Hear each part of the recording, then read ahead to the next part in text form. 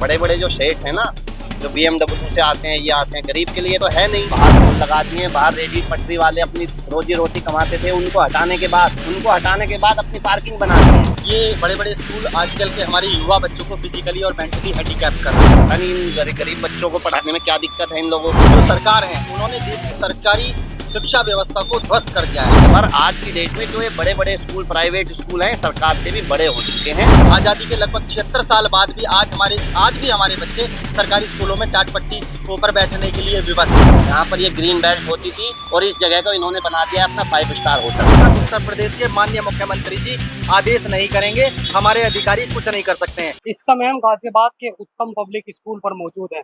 तस्वीर आपको दिखाएंगे, ये तस्वीरें उत्तम स्कूल की हैं। गेट पर इस समय हम मौजूद हैं। आप देख सकते हैं भारी तादाद में पेरेंट एसोसिएशन के लोग और जो अभिभावक हैं वो यहाँ स्कूल पर धरने पर बैठे हैं। इनकी मांगे हैं जो सरकार के द्वारा राइट टू एजुकेशन की स्कीम है, उसके द्वारा जो बच्चों का नाम आया है उनको दाखिला नहीं दिया जाए, इसकी वजह से ये धरने पर बैठ गए। जिला प्रशासन के द्वारा भी लगातार स्कूल से बात की जा रही है, लेकिन स्कूल किसी सुनने को तैयार नहीं है। तो इन लोगों ने ये निर्णय किया कि स्कूल के बाहर धरने पर हम बैठे हैं। आप देख सकते हैं महिलाएं यहाँ पर, ज्यादातर जो महिलाएं हैं वो यहाँ धरने पर बैठी हैं। गोद में बच्चे इनके हैं, गर्मी का समय है, लेकिन ये 5 दिन से यहाँ पर बैठी हुई हैं।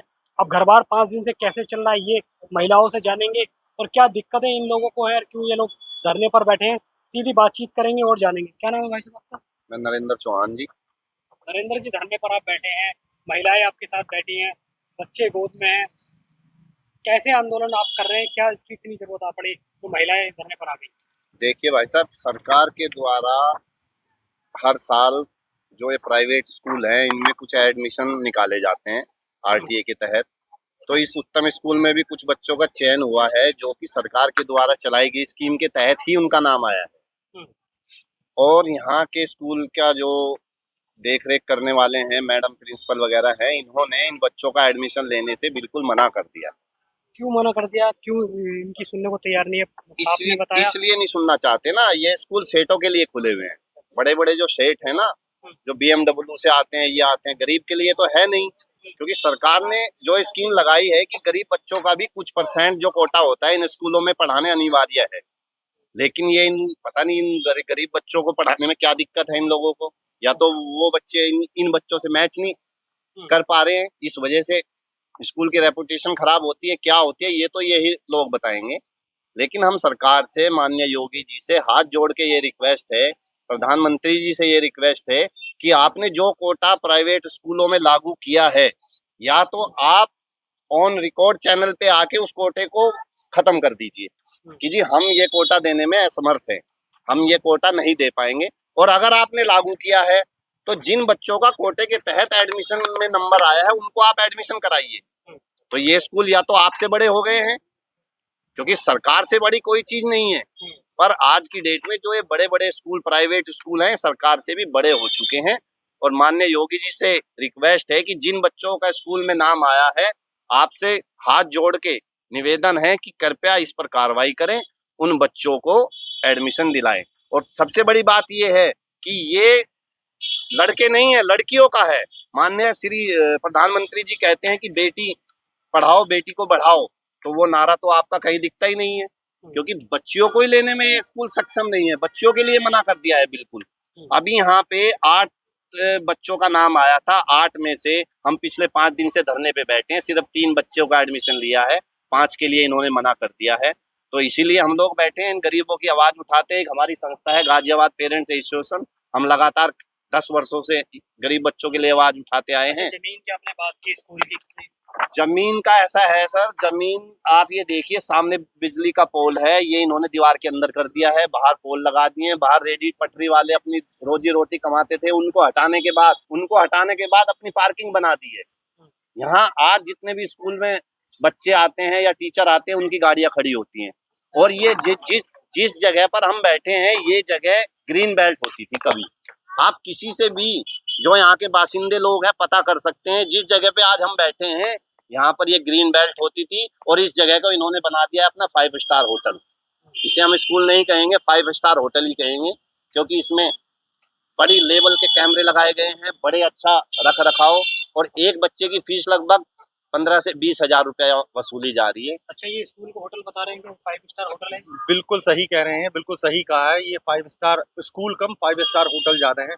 महंगी महंगी किताबें हैं, महंगी महंगी फीस हैं और पूरा सेंट्रलाइज एसी स्कूल है। ये बड़े बड़े स्कूल आजकल के हमारे युवा बच्चों को फिजिकली और मेंटली हैंडीकैप कर रहे हैं और उसके रीज़न ये है क्योंकि हमारे जो सरकार हैं उन्होंने देश की सरकारी शिक्षा व्यवस्था को ध्वस्त कर दिया है।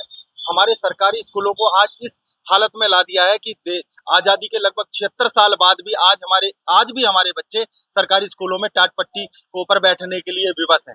आज हमारे सरकारी स्कूलों में व्यवस्थाएं नहीं है, इंफ्रास्ट्रक्चर नहीं है, बोर्ड नहीं है और सुविधाएं नहीं है और हमारे जो सरकारी स्कूल हैं लगभग खत्म होते जा रहे हैं और ये प्राइवेट स्कूल कुकुर मुत्तों की तरह जो बड़े बड़े पूंजीपति और उद्योगपति हैं वो फैक्ट्रियां बंद कर करके, क्योंकि वन टाइम इन्वेस्टमेंट स्कूल से होता है और मोटी अर्निंग होती है, एक साल में ही करोड़ों अरबों रुपए ये कमाते हैं।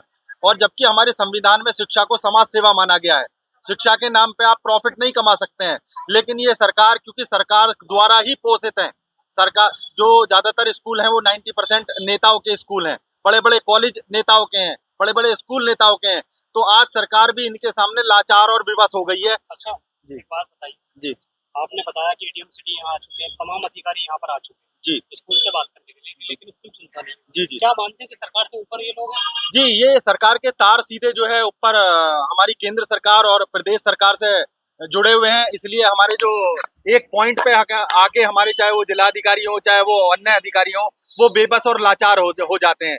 क्योंकि जब तक ऊपर, ये कहते हैं ना, एक ऊपर कहते हैं जी ऊपर कोई बैठा हुआ है, जब तक ऊपर से कोई आदेश नहीं करेगा, ऊपर से आदेश का मतलब है जब तक उत्तर प्रदेश के माननीय मुख्यमंत्री जी आदेश नहीं करेंगे हमारे अधिकारी कुछ नहीं कर सकते हैं।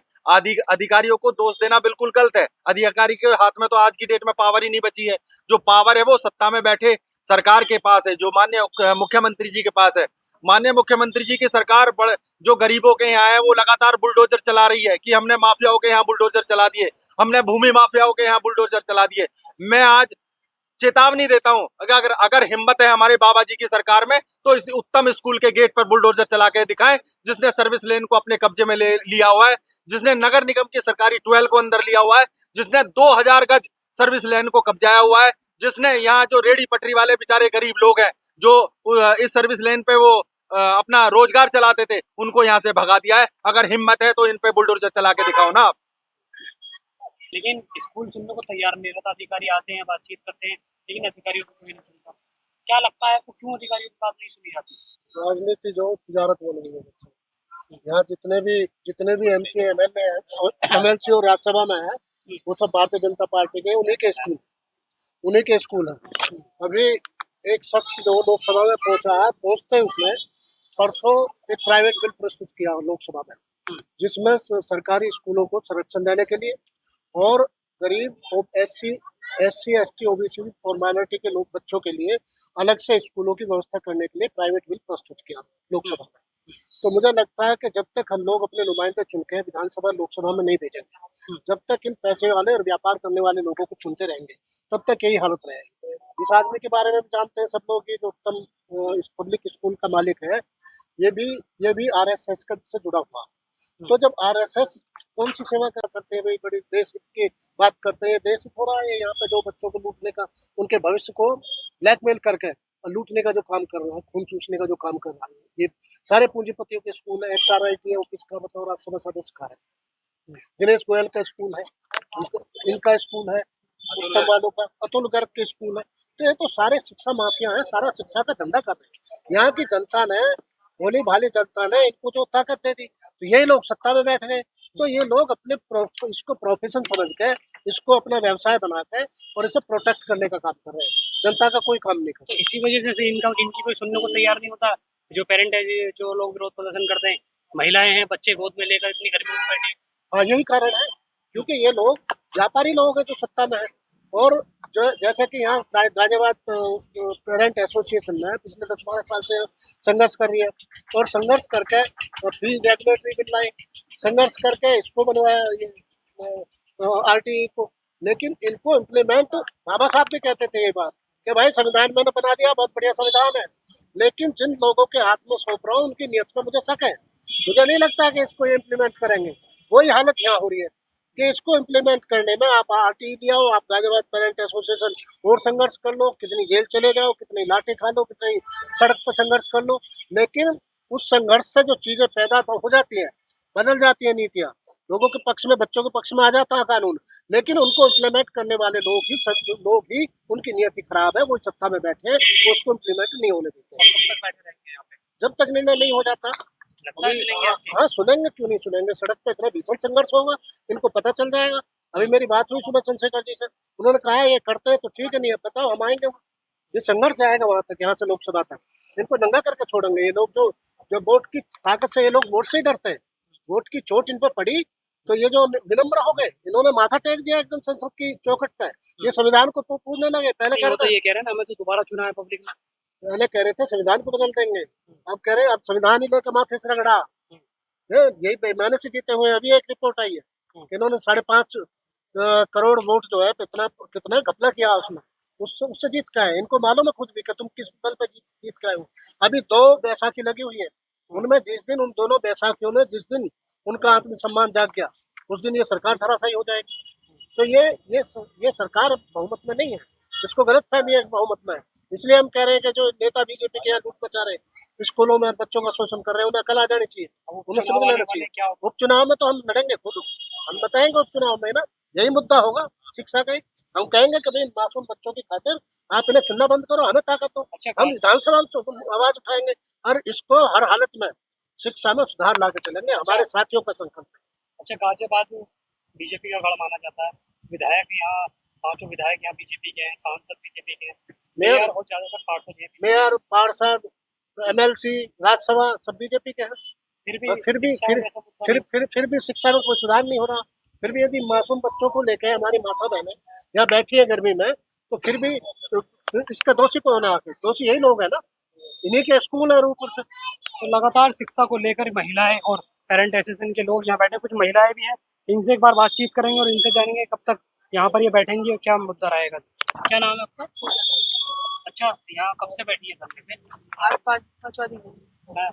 कब तक बैठी रहेंगे? जब तक हमारे बच्चों का एडमिशन नहीं लेंगे तब तक बैठे रहेंगे। क्या कह रहे हैं ये लोग? कह रहे हैं ये एडमिशन के लिए नहीं बोल रहे हैं। 3 बच्चों का एडमिशन हो चुका है, 5 बच्चे रह रहे हैं, उनका उन बच्चों का एडमिशन हो जाएगा तो हम चले जाएंगे। आपका क्या नाम है? अच्छा, आप कब से बैठी हुई है? क्या बात हुई स्कूल में, कुछ कहा? सर अभी तो कुछ नहीं कहा है, 5 दिन हो गए हमें यहाँ पे बैठे बैठे। 3 बच्चों का एडमिशन ले लिया है, अभी 5 बच्चे बचे हैं। आप ये लोग धरने पे बैठी, तो कैसे घर बार कैसे चल रहा है? बस ऐसे जैसे भी चल रहा है, अब क्या करें, मजबूरी है, यहाँ पे आके बैठना पड़ता है बच्चों के लिए अपने। हम यही सोचते हैं हमारे बच्चों का एडमिशन हो जाए तो हम भी अपने घर जाएं। अच्छा, घर परिवार चलाने में भी कहीं ना कहीं दिक्कत हो रही है क्योंकि यहाँ धरने पर आप बैठे? आप हमारे 35 साल से सब्जी की दुकान थी, हम यहीं पे दुकान लगाते थे। हमारे छोटे छोटे बच्चे अब बड़े हो रहे हैं, हमारी 8 दिन के अंदर में दुकान हटा दी गई। कैसे गुजर बसर कर रही है? अब क्या करें, रोड पे ऐसे ठेले लगाते हैं, वहाँ से भी भगा देते कि यहाँ से भगाओ भगाओ भगाओ पड़ी रहती है हर समय 24 घंटे यही रास्ते ठेले भगाओ, सब्जी वालों को भगाओ, 2 मिनट को भी ठेली खड़ी नहीं होने देते। हम क्या जाए, कैसे बच्चे? इतनी गर्मी है, तो गर्मी में आप यहाँ बैठी हैं?